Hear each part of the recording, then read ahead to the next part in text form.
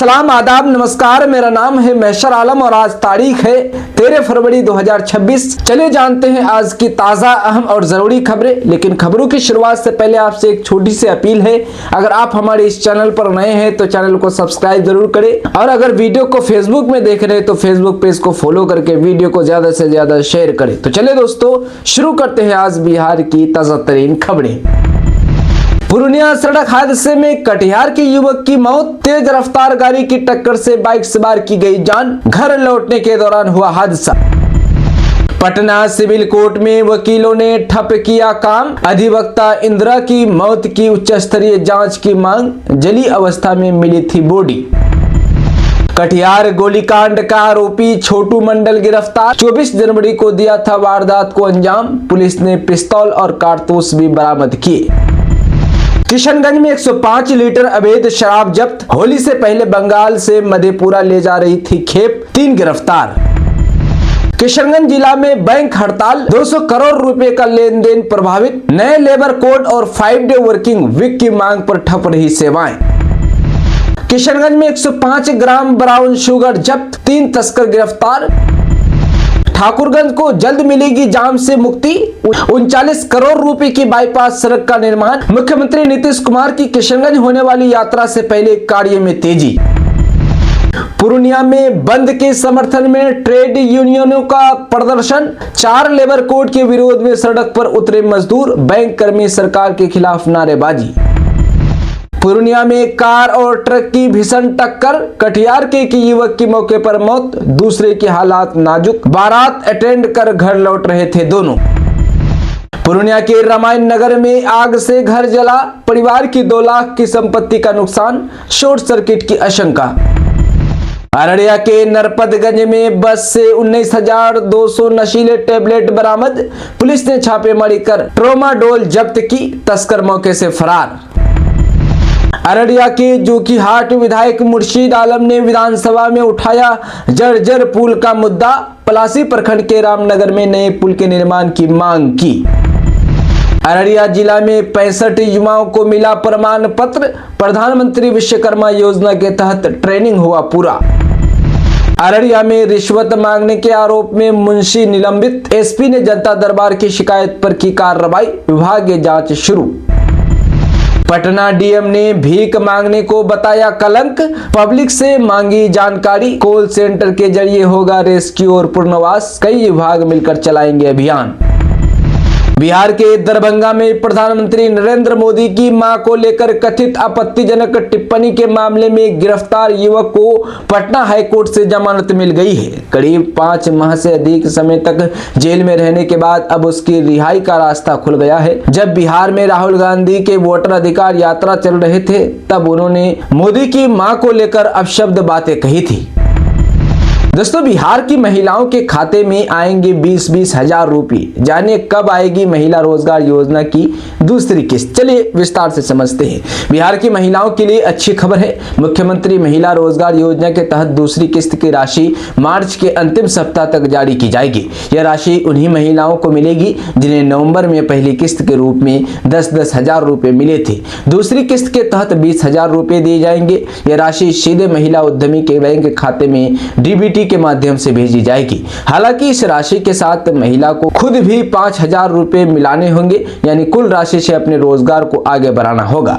दूसरी किस्त जारी करने से पहले योग्य महिला उद्यमियों का चयन किया जाएगा। जीविका दीदी जिला कार्यालय को पात्र महिलाओं की सूची तैयार करनी है। अभी मुख्यालय को सूची भेजने की अंतिम तिथि स्पष्ट नहीं है। अधिकारियों का कहना है कि प्रक्रिया जारी है और जल्द ही सूची भेज दी जाएगी। जानकारों के अनुसार योजना की राशि किस्तों में दी जाएगी। दूसरी किस्त 20,000 रुपए की है, तीसरी किस्त 40,000 रुपए की है। इसमें महिला को 10,000 रुपए मिलाने होंगे। चौथी और अंतिम किस्त 60,000 रुपए की होगी, जिसमें 15,000 रुपए का अंशदान महिला को देना होगा। हर चरण में महिला को 25% तक अपनी हिस्सेदारी जोड़नी होगी। विभाग समय समय पर निगरानी भी करेगा ताकि उद्यम सही तरीके से चल सके।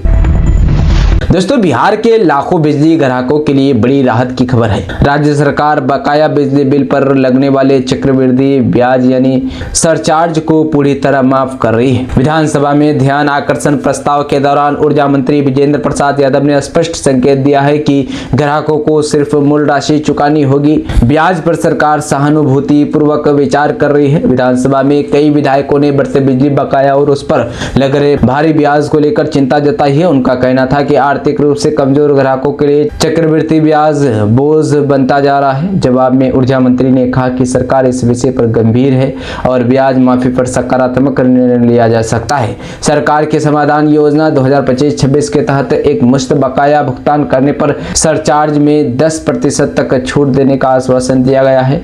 पहले चरण में 60 से 100% और दूसरे चरण में 50 से 90% तक का छूट दी जा रही थी, लेकिन अब पूरी माफी का संकेत दिया गया है। इससे लंबे समय से बकाया बिल के कारण परेशान लोगों को बड़ी राहत मिलेगी। बिहार में सरकारी जमीन पर अवैध कब्जा करने वालों की खैर नहीं। सुप्रीम कोर्ट के आदेश पर सरकार सख्त, बनेगा लैंड बैंक। जी हां, आपको बता दें कि बिहार की सरकारी भूमि के संरक्षण और सुरक्षा को लेकर प्रशासनिक सख्ती काफी तेज हो गई है। माननीय उच्चतम न्यायालय द्वारा पारित हालिया आदेश के आलोक में बिहार सरकार ने सभी जिलाधिकारियों यानी डीएम को कैडेस्ट्रल सर्वे में दर्ज सरकारी जमीनों से अवैध कब्जा हटाने का त्वरित निर्देश दिया है। सरकार की प्राथमिकता अब अंचलवार सरकारी भूमि को सुरक्षित कर एक विशाल लैंड बैंक का निर्माण करना है।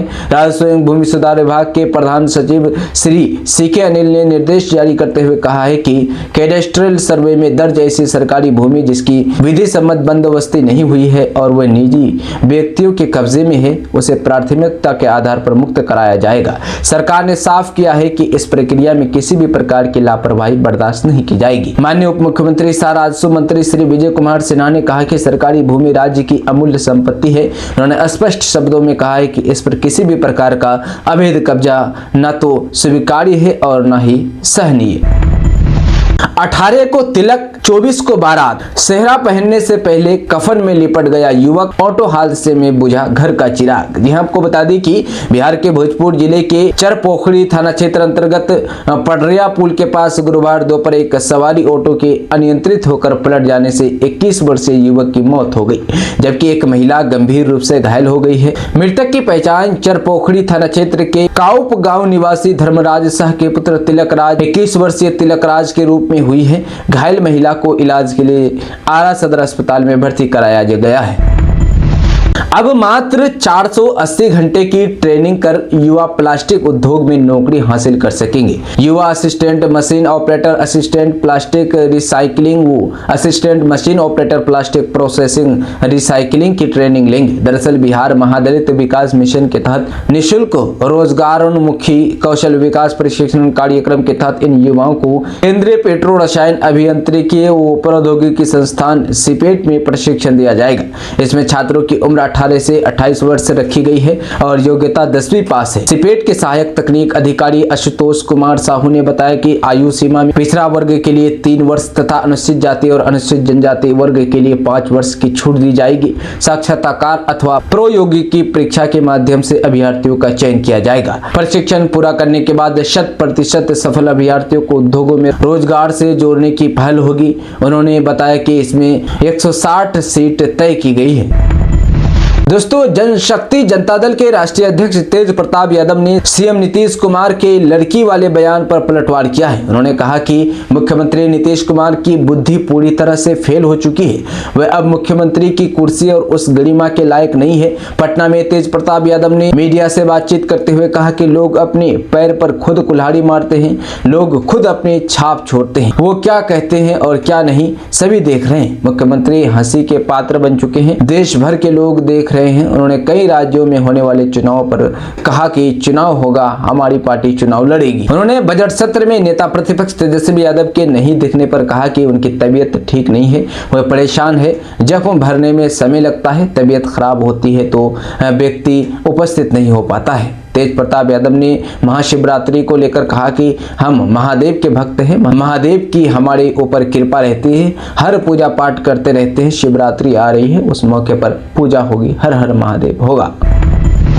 दोस्तों, किशनगंज व्यवहार न्यायालय में सुरक्षा व्यवस्था कड़ी कर दी गई है, यानी किशनगंज कोर्ट में सुरक्षा कड़ी कर दी गई है। यह कदम हाल ही में न्यायालय को यानी कोर्ट को ईमेल के जरिए मिली धमकी के बाद उठाया गया है। कोर्ट परिसर में प्रवेश के लिए अब पुख्ता इंतजाम किए गए हैं। न्यायालय में प्रवेश के लिए 2 प्रमुख द्वार है, जहां पुलिस अधिकारियों को तैनात किया गया है। प्रतिदिन सुरक्षाकर्मी प्रवेश द्वार पर मेटल डिटेक्टर से गहन जांच के बाद ही व्यक्तियों को अंदर जाने की अनुमति दे रहे हैं। कोर्ट आने वाले सभी व्यक्तियों को आधार कार्ड सहित अन्य पहचान पत्र दिखाना अनिवार्य है, जिनके फोन नंबर और पते को एक रजिस्टर में दर्ज किया जा रहा है। कोर्ट परिसर में कोर्ट कर्मियों, सुरक्षा कर्मियों और अधिवक्ताओं के वाहनों के अतिरिक्त अन्य किसी भी वाहन के प्रवेश पर प्रतिबंध लगा दिया गया है। आगंतुकों को अपने वाहन कोर्ट के बाहर निर्धारित पार्किंग स्थल पर पार्क करने होंगे। सुरक्षा कारणों से यह निर्णय लिया गया।